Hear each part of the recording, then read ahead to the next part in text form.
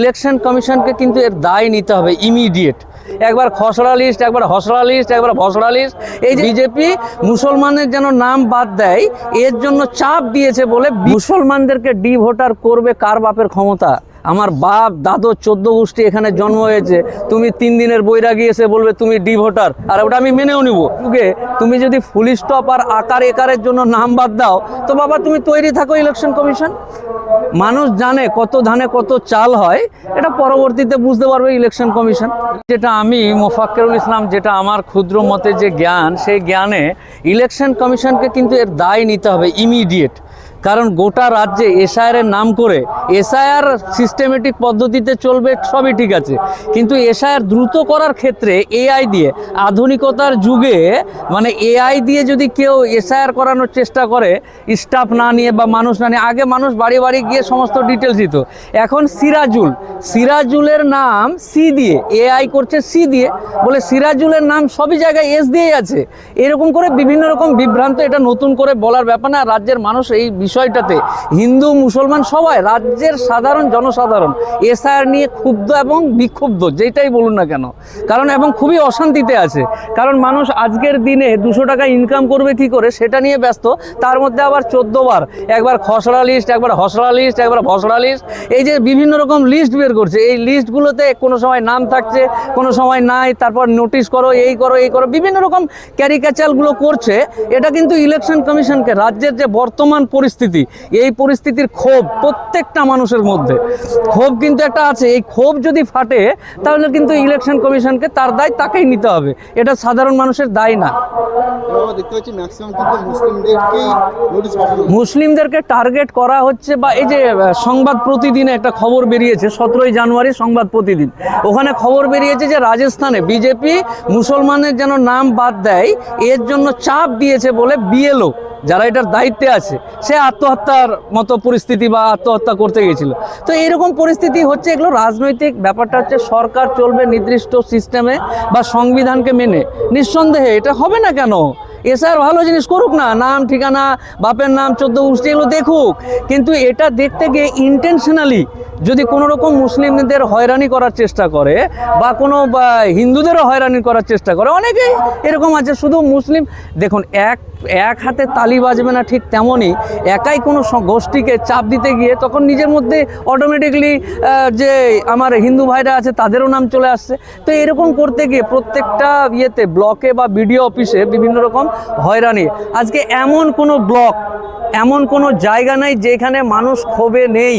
প্রত্যেক দিন হাজার হাজার মানুষ, কোটি কোটি মানুষের নাম বাদ দেওয়ার কথা বলছে। এর আগে একজন গবেষক মানিক ফকির বলে তারা বলতো, তখন আমরা ভাবতাম যে মনে হয় পাগলের মতন প্রলাপ বকছে, কিন্তু না, পরবর্তীতে দেখা গেল এসআইআর উদ্দেশ্য এবং এসআইআর যে ইন্টেনশনালি যখন কোনো একটা ধর্মকে টার্গেট করবে এবং এটা থেকে ভোটার কার্ড বাদ দিয়ে ডি ভোটার করে সমগ্র দিক থেকে দাস বানানোর চেষ্টা করবে, আর মানুষ এটাকে মেনে নিবে। আজকালকার যুগে চাঁদে যাওয়া মানুষ, আর তুমি এসআইআর এর নাম করে, আমি এখানে জন্মগ্রহণ করেছি, আমার বাপ জন্মগ্রহণ করেছে, আমার দাদু এখানকার, আর তুমি এসে বলবে এআই দিয়ে যে না তুমি এখানকার না, তোমাকে ডি ভোটার করা হলো। এত সহজেই মানুষ জানে কত ধানে কত চাল হয়, এটা পরবর্তীতে বুঝতে পারবে ইলেকশন কমিশন। আপনি কি বলছেন আন্দোলনের তীব্রতা অলি গলি থেকে শুরু করে এলাকা, পাড়া, প্রতিবেশী থেকে শুরু করে ব্লক, জেলা, রাজ্য, দেশ, এই আন্দোলন সামলাতে পারবে কিনা তার জন্য প্রস্তুত থাকুক। কেন? আমার বাপ এখানকার, আর কিভাবে প্রমাণ দিতে হবে? 62 সালের দলিল দেখাচ্ছে না, এখানে তো আকার ফুল স্টপ একার বাদ আছে, উমুক আছে, তুমুক আছে, এরকম কোনো ব্যাপার নেই। আমার একটা ফুল স্টপ কোথায় ছুটে গেছে, আগের দিনে কি হতো, জনগণনার সময় একটা লোক বাড়িতে এসে কাগজ নিয়ে বসলো, হ্যাঁ রে তোর বাপ কোথায় রে, অমুক জায়গায়, হ্যাঁ তোর বাপের নাম কি, অমুক, এই বলে দিল, ওইটাই লিখে নিয়ে চলে গেছে। এখন কাগজপত্র এবং এর যুগে তুমি যদি ফুল স্টপ আর আকার একারের জন্য নাম বাদ দাও তো বাবা তুমি তৈরি থাকো ইলেকশন কমিশন। হুমকি দিচ্ছি না, বাস্তবতাটা। একজন উকিল মানুষ ইলেকশন কমিশনকে, ভারতের নির্বাচন কমিশনকে পরামর্শ দিচ্ছি, সুপরামর্শ ফ্রিতে, একজন আইনজীবী হিসাবে, যে এই যে ফুল স্টপ আর আকার একার নিয়ে মুসলিমদের নাম বা জনসাধারণের নাম বাদ দেওয়া হচ্ছে, এটা যদি কোনো কারণে এই লিস্ট থেকে এরা বাদ যায়, তাহলে সামলাবেন ভাই আপনারা আপনাদের। কারণ কেউ যদি এখানে 70 বছর ধরে 150 বছর ধরে আছে, জন্ম মৃত্যু এখানেই, আর তাকে যদি তুমি ফুল স্টপের জন্য বা আকার একারের জন্য নাম বাদ দেওয়ার চেষ্টা করো, আলী আর রহমান আর উমুক আর তুমুকের জন্য, তাহলে তুমি বুঝবে আমাদের কিছু করার নেই। 2014 সালের পর থেকে আমরা দেখছি মানুষকে কিন্তু একভাবে পরিচালনা করছে, কখনো নোটবন্দি। না, এটা নতুন কিছু নয় ভাই। এই এগুলো রাজনৈতিক নেতাদের মতো বক্তব্য দিয়ে 2014 পর নোটবন্দি এবং মানুষ ভোট দিয়েছে, যা ইচ্ছা তাই করছে, তো মানুষই তো অপরাধী যে এরকম একটা সরকারকে ভোট দিচ্ছে যে সরকার সবসময় লাইনেই দাঁড় করিয়ে রাখছে। তো এতে কোনো রাজনৈতিক দলের না, রাজনৈতিক দল তার মুনাফা নেওয়ার জন্য মানুষকে বিভিন্ন রকম করবেই। এতে তুমি এই ফাঁদে তুমি যদি মানে কি বলে বাঘে কি অনেক রকম উদাহরণ দেয় না, ফান্দে পড়িয়া বগা কান্দে, তো বগা তুই যদি কাঁদতেই চাস ভোট দিয়ে তো কাঁদ, এতে নতুন করে ব্যাপার বলার নেই যে নোটবন্দি হোমকবন্দি, তুমি এগুলো জানা হয়ে গেছে, মানুষ ভুলে যায়, এরকম একটা ব্যাপার আছে। তো এটাই কিন্তু শেষ। এসআইআর এই যে মানুষের হয়রানি করা, বাপের নাম নিয়ে আয়, দাদুর নাম নিয়ে আয়, এনআরসি এই হেনা তেনা বেনা বিভিন্ন রকম, এটাই শেষ। এবং সরকার বা নির্বাচন কমিশন বা যে রাজনৈতিক দলগুলো দেশ বা রাজ্য চালাচ্ছে তারা বুঝতে পারেনি এখনো যে লাস্ট পেরেক এটাই।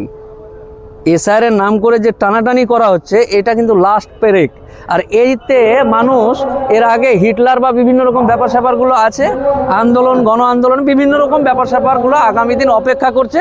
আমি ফ্রিতে পরামর্শ দিলাম নির্বাচন কমিশনকে যেন অতি দ্রুত বিষয়গুলো আন্তরিকতার সাথে এবং সিস্টেমেটিক্যাল অনুযায়ী করে, কোনো রকম ইন্ধন ছাড়া।